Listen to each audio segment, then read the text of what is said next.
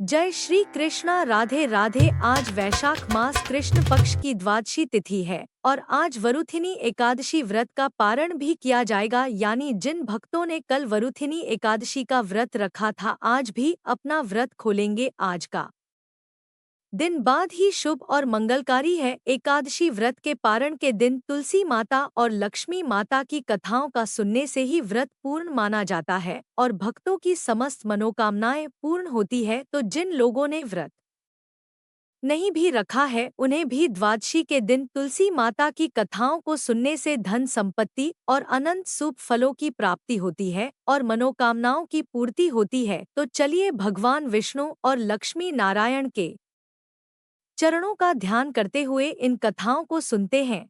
बोलिए श्री विष्णु भगवान की जय और लक्ष्मी माता की जय। अब आइए श्रवण करते हैं द्वादशी के दिन सुनी जाने वाली तुलसी माता की संपूर्ण कथाएं। भगवान श्री हरि तुलसी दल से जितना प्रसन्न होते हैं, सच्चे भाव से श्रद्धा से तुलसी दल भगवान श्री विष्णु को अर्पित करने से मनुष्य के सभी संकट कट जाते हैं और इच्छाओं की पूर्ति होती है। शास्त्रों के अनुसार एकादशी के दिन तुलसी जी में कभी भी जल नहीं चढ़ाना चाहिए, क्योंकि तुलसी महारानी स्वयं एकादशी का निर्जल व्रत रखती है। लेकिन द्वादशी के दिन व्रत के पारण के समय तुलसी माता को जल अवश्य चढ़ाना चाहिए और पूरे विधि विधान से पूजा पाठ करके उनकी कथाओं को सुनकर ही अपना व्रत खोलें।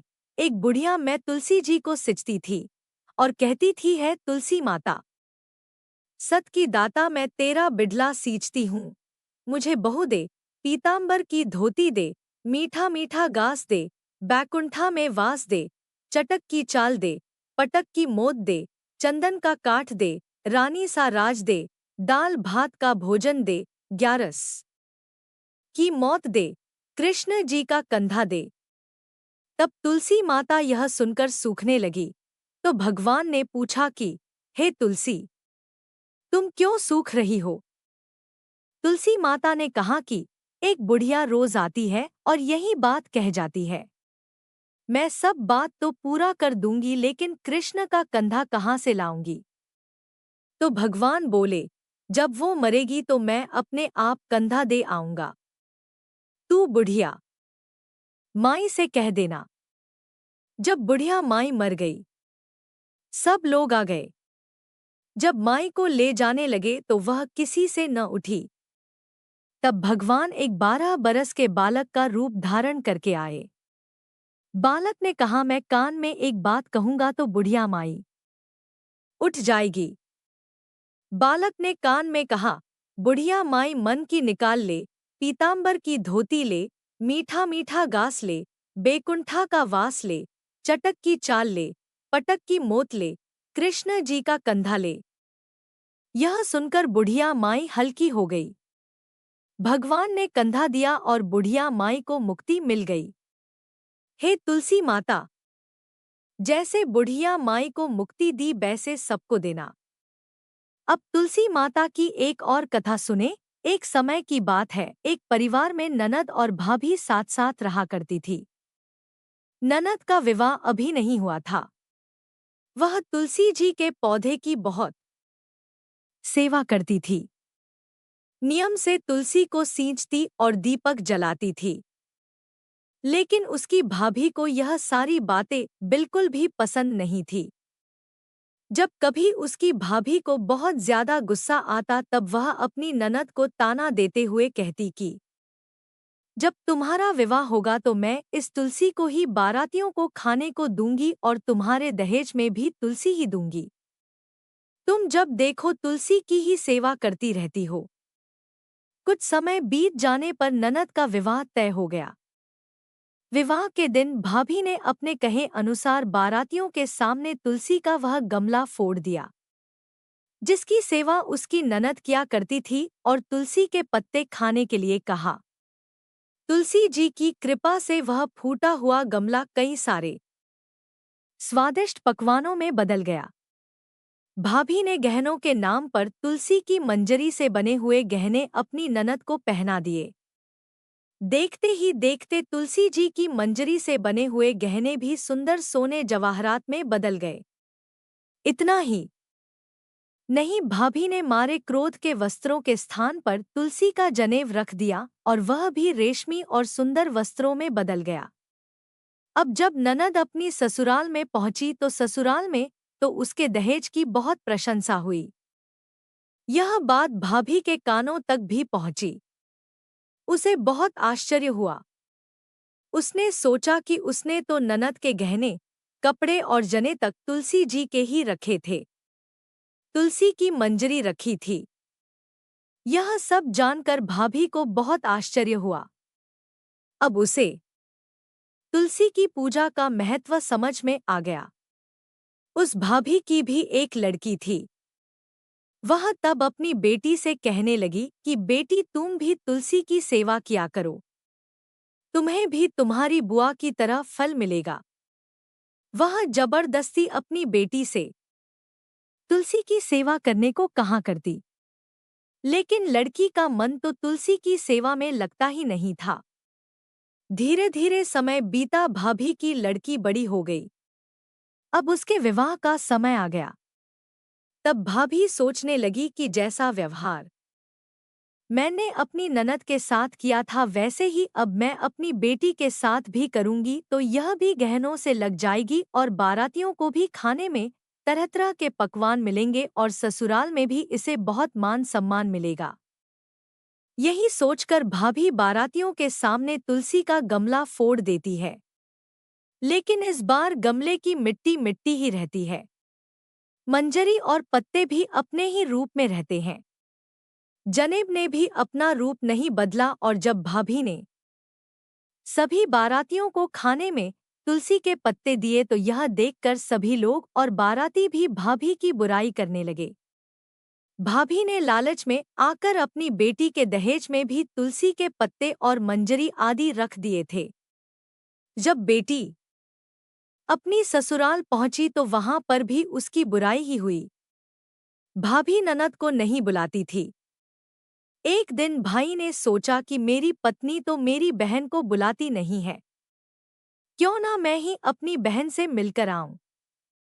यह सोचकर उसने अपनी पत्नी से कहा और कुछ उपहार अपनी बहन के लिए ले जाने की बात कही तो भाभी ने थैले में ज्वार भरकर कह दिया कि यह लो और कुछ नहीं है, तुम यहीं लेकर जाओ।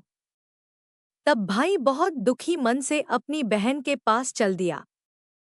रास्ते में वह सोचता रहा कि कोई भाई भला अपनी बहन के घर ज्वार कैसे लेकर जा सकता है। यही सोचकर वह गौशाला के पास रुक गया और ज्वार का वह थैला उसने एक गाय के सामने पलट दिया। तभी एक ग्वाले ने यह सब देख लिया। तब ग्वाले ने आकर भाई से कहा कि अरे, आप गाय के सामने यह हीरे मोती और सोना क्यों डाल रहे हो? इसे तो घास डालनी होती है। तब भाई ने देखा तो वह हैरान रह गया। फिर भाई ने ग्वाले को सारी बात बताई और धन लेकर खुशी खुशी अपनी बहन के घर चल दिया। दोनों भाई बहन एक दूसरे को देखकर बहुत प्रसन्न हो गए। तब बहन ने तुलसी माता से सच्चे मन से प्रार्थना की कि उसकी भाभी को सद्बुद्धि प्राप्त हो जाए और तुलसी माता की कृपा से उनके घर में सुख समृद्धि और धन के भंडार भर जाए। तब कुछ दिनों के बाद देखते ही देखते भाभी का मन बदल गया और वह अपनी ननद को बहुत मान सम्मान देने लगी और अब वह भी सच्चे मन से तुलसी जी की सेवा करने लगी। तुलसी माता की कृपा से उनके घर में सुख समृद्धि के भंडार भर गए। उनके घर में अब कल क्लेश नहीं होता था और सभी सुख से रहने लगे। प्रेम से बोलिए तुलसी माता की जय। एक ब्राह्मण था। वह प्रतिदिन मंदिर जाता था। वह प्रतिदिन तुलसी माता की पूजा करता था। वह तुलसी माता से प्रतिदिन प्रार्थना करता था कि है तुलसी महारानी, मेरे आनंद करना। तुलसी माता ने सोचा कि यह ब्राह्मण तो बहुत सीधा है और गरीब है और प्रतिदिन मेरी पूजा करता है, मैं इसके कुछ न कुछ करना चाहती हूँ।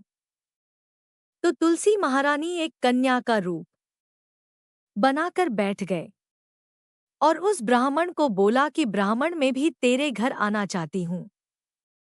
ब्राह्मण ने सोचा कि 6 लड़कियां तो मेरे पहले से ही है और 7 लड़कियों का मैं कैसे पालन पोषण करूंगा? लड़कियों की शादी कैसे कराऊंगा? मेरे पास तो कुछ ऐसा भी नहीं है। यह व्यभिचार करके वह बहुत परेशान रहने लगा। उसको तो खाना भी नहीं भा रहा था। उसकी औरत ने कहा कि क्या बात है, आजकल बहुत दुखी दुखी रहने लग गए।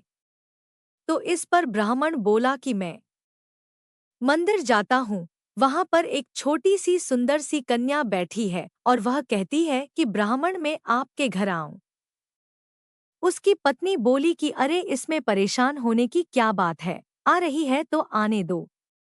ब्राह्मण बोला कि पहले से अपने 6 लड़कियां तो है ही, उनकी भी अपने को शादी भी करवानी है। तो इस पर ब्राह्मणी बोली कि अरे ये तो कोई बात नहीं है, अपनी 6 लड़कियों की शादी करवाएंगे, वैसे 7वीं की भी करवा देंगे। अपन 7 लड़कियों की शादी साथ में करवा देंगे।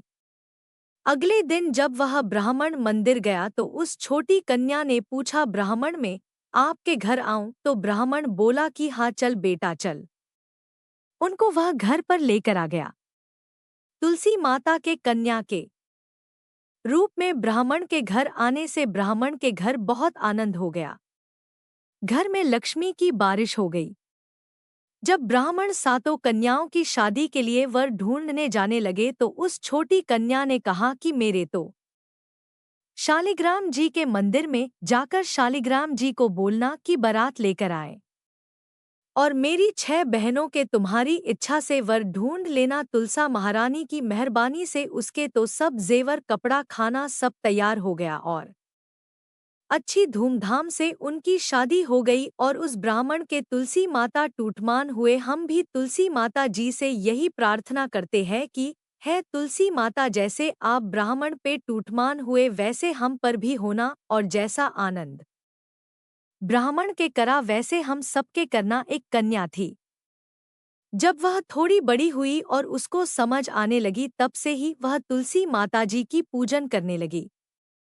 उसके प्रतिदिन का नियम था कि तुलसी माताजी का पूजन करने के बाद ही खाना खाती थी। जब वह कन्या शादी के लायक हुई तब उसके माता पिता ने उसकी शादी करवा दी। कन्या को उसके माता पिता ने दहेज में भी एक तुलसी का गमला दिया। ससुराल में वह प्रतिदिन सवेरे उठते ही पूजा करती, फिर उसके बाद ही खाना खाने बैठती थी। उसकी 2 जेठानियां थी। वो दोनों उसका मजाक उड़ाती थी कि बड़ी नियम धर्म वाली बनती है। उन दोनों को उससे बहुत ईर्ष्या होती थी, इसलिए वो दोनों तुलसी जी का गमला जी छुपा देती। वह कन्या बड़ी मुश्किल से गमला ढूंढ कर लाती, अच्छे से पूजा करती और फिर खाना खाती।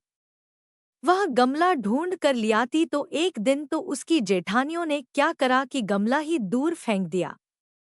कन्या ने खूब ढूंढा पर उसे गमला नहीं मिला।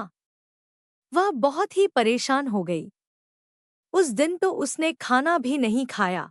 उसका नियम जो था, उस कन्या की सच्ची भक्ति देखकर तुलसी माता उससे बहुत प्रसन्न हो गए और उसके कमरे में तुलसी माता का गमला प्रकट हो गया। अगले दिन सुबह जब वह उठी तो क्या देखती है कि उसके खाट के चारों कोनों पर तुलसी माता का गमला आ गया है। यह देखकर वह तो बहुत प्रसन्न हो गई कि अब मेरी तुलसी माता को कोई चुरा नहीं सकेगा। पूजन करने के लिए भी कहीं और जाना नहीं पड़ेगा और कोई मेरी तुलसी माता को फेंक भी नहीं सकेगा। वह तो जल्दी से उठकर स्नान करती है और तुलसी माता की पूजन कर लेती है। जब वह खाना खाने बैठी तो उसकी जेठानियां मजाक करने लगी कि लो देवरानी का नियम धर्म पूरा हो गया। उससे पूछती है कि तुलसी जी की पूजा कर ली क्या? देवरानी धीरे से बोलती है कर ली। जेठानियां बोलती है कहाँ से कर ली पूजा, गमला तो फेंक दिया था। देवरानी कहती है कि देख लो मेरे कमरे में खाट पर तुलसी जी लग रही है। जेठानियां बहुत शर्मिंदा हुई और बोली कि देवरानी तेरी भक्ति सच्ची है, हमने तुझे बहुत परेशान करा। हमें माफ कर दे। देवरानी उन्हें माफ कर देती है। हम भी तुलसी माता जी से यही प्रार्थना करते हैं कि हे तुलसी माता, जैसी कृपा आपने देवरानी पर करी वैसी हम सब पर भी करना। अब आइए अंत में श्रवण करते घर में सुख समृद्धि बनाए रखने वाली माता लक्ष्मी की कथा। बनारस में एक बड़े धनवान सेठ रहते थे। वह विष्णु भगवान के परम भक्त थे और हमेशा सच बोला करते थे। एक बार जब भगवान सेठ जी की प्रशंसा कर रहे थे तभी माँ लक्ष्मी ने कहा, है स्वामी, आप इस सेठ की इतनी प्रशंसा किया करते हैं, क्यों न आज उसकी परीक्षा ली जाए और जाना जाए कि क्या वह सचमुच इसके लायक है या नहीं। भगवान बोले, ठीक है, अभी सेठ गहरी निद्रा में है, आप उसके स्वप्न में जाएं और उसकी परीक्षा ले लें। अगले ही क्षण सेठ जी को एक स्वप्न आया। स्वप्न में धन की देवी माता लक्ष्मी उनके सामने आई और बोली, हे राजन, मैं धन की दात्री लक्ष्मी हूँ। सेठ जी को अपनी आंखों पर यकीन नहीं हुआ और वह बोले, हे माता, आपने साक्षात अपने दर्शन देकर मेरा जीवन धन्य कर दिया। बताइए, मैं आपकी क्या सेवा कर सकता हूँ। देवी लक्ष्मी ने कहा, कुछ नहीं राजन, मैं तो बस इतना बताने आई हूँ कि मेरा स्वभाव चंचल है और वर्षों से तुम्हारे भवन में निवास करते करते मैं उब चुकी हूँ, इसलिए यहाँ से जा रही हूँ। सेठ जी बोले, मेरा आपसे निवेदन है कि आप यही रहे, किंतु अगर आपको यहाँ अच्छा नहीं लग रहा है तो मैं भला आपको कैसे रोक सकता हूँ। सेठ ने कहा है, माँ, आप अपनी इच्छा अनुसार जहाँ चाहे जा सकती हैं। तत्पश्चात देवी लक्ष्मी उसके घर से चली गई। थोड़ी देर बाद माता लक्ष्मी रूप बदलकर पुनः सेठ के स्वप्न में यश के रूप में आई और बोली, सेठ, मुझे पहचान रहे हो कि मैं कौन हूँ। सेठ ने कहा, नहीं महोदय, मैंने आपको नहीं पहचाना। यश ने बोला, मैं यश हूँ, मैं ही तेरी कीर्ति और प्रसिद्धि का कारण हूँ। लेकिन अब मैं तुम्हारे साथ नहीं रहना चाहता क्योंकि माँ लक्ष्मी यहाँ से चली गई है, इसलिए मेरा भी यहाँ कोई काम नहीं है। सेठ ने बोला, ठीक है, यदि आप भी जाना चाहते हैं तो वही सही। सेठ जी अभी भी स्वप्न में ही थे और उन्होंने देखा कि वह दरिद्र हो गए हैं और धीरे धीरे उनके सारे रिश्तेदार व मित्र सभी उनसे दूर हो गए हैं। यहाँ तक कि जो लोग उनका गुणगान किया करते थे वह भी अब बुराई करने लगे हैं। कुछ और समय बीतने पर माँ लक्ष्मी धर्म का रूप धारण कर पुनः सेठ के स्वप्न में आई और बोली, है सेठ, मैं धर्म हूँ। माँ लक्ष्मी और यश के जाने के बाद मैं भी इस दरिद्रता में तुम्हारा साथ नहीं दे सकता, इसलिए मैं भी जा रहा हूँ। फिर सेठ ने कहा, जैसी आपकी इच्छा, सेठ ने उत्तर दिया और धर्म भी वहां से चला गया। कुछ और समय बीत जाने पर माँ लक्ष्मी सत्य के रूप में स्वप्न में प्रकट हुई और बोली, है सेठ, मैं सत्य हूँ। लक्ष्मी, यश और धर्म के जाने के बाद अब मैं भी यहाँ से जाना चाहता हूँ। ऐसा सुनकर सेठ जी ने तुरंत सत्य के पांव पकड़ लिए और बोले, महाराज, मैं आपको नहीं जाने दूंगा। भले ही सब मेरा साथ छोड़ दे, मुझे त्याग दे, पर कृपया आप ऐसा मत करिए। सत्य के बिना मैं एक क्षण नहीं रह सकता। यदि आप चले जाएंगे तो मैं तत्काल ही अपने प्राण त्याग दूंगा। सेठ की ऐसी बातें सुनकर सत्य ने कहा, लेकिन तुमने बाकी तीनों को बड़ी आसानी से जाने दिया, उन्हें क्यों नहीं रोका। सेठ जी बोले, मेरे लिए वे तीनों भी बहुत महत्व रखते हैं, लेकिन उन तीनों के बिना भी मैं भगवान के नाम का जाप करते करते उद्देश्य पूर्ण जीवन जी सकता हूँ। परंतु यदि आप चले गए तो मेरे जीवन में झूठ प्रवेश कर जाएगा और मेरी वाणी अशुद्ध हो जाएगी। भला ऐसी वाणी से मैं अपने भगवान की वंदना कैसे कर सकूंगा। मैं तो किसी भी कीमत पर आपके बिना नहीं रह सकता। सेठ जी का उत्तर सुन सत्य प्रसन्न हो गया और उसने कहा, तुम्हारी अटूट भक्ति ने मुझे यहाँ रुकने पर विवश कर दिया और अब मैं यहाँ से कभी नहीं जाऊंगा। ऐसा कहते हुए सत्य अंतर्ध्य हो गया। सेठ जी अभी भी निद्रा में ही थे। थोड़ी देर बाद स्वप्न में धर्म वापस आया और बोला, मैं अब तुम्हारे पास ही रहूंगा क्योंकि यहाँ सत्य का निवास है। फिर क्या था, सेठ जी ने प्रसन्नता पूर्वक धर्म का स्वागत किया। उसके तुरंत बाद यश भी लौट आया और बोला, है सेठ, जहाँ सत्य और धर्म है वहाँ यश स्वतः ही आ जाता है, इसलिए अब मैं भी तुम्हारे साथ ही रहूंगा। सेठ जी ने यश की भी आग भगत की और अंत में मां लक्ष्मी आई। उन्हें देखते ही सेठ जी नतमस्तक होकर बोले, हे देवी, क्या आप भी पुनः मुझ पर कृपा करेंगी? देवी लक्ष्मी ने कहा, अवश्य राजन, जहाँ सत्य, धर्म और यश हो वहाँ मेरा वास निश्चित है। यह सुनते ही सेठ जी की नींद खुल गई। उन्हें यह सब स्वप्न लगा, परंतु वास्तविकता में वह एक कड़ी परीक्षा से उत्तीर्ण होकर निकले थे। हमें भी हमेशा याद रखना चाहिए कि जहाँ सत्य का निवास होता है वहाँ यश, धर्म और देवी लक्ष्मी का निवास स्वतः ही हो जाता है। सत्य है तो सिद्धि, प्रसिद्धि और समृद्धि है। प्रेम से बोलिए लक्ष्मी नारायण भगवान माता की जय। जय श्री हरि विष्णु जी महाराज। अगर वीडियो पसंद आई तो हमारे चैनल को सब्सक्राइब करें।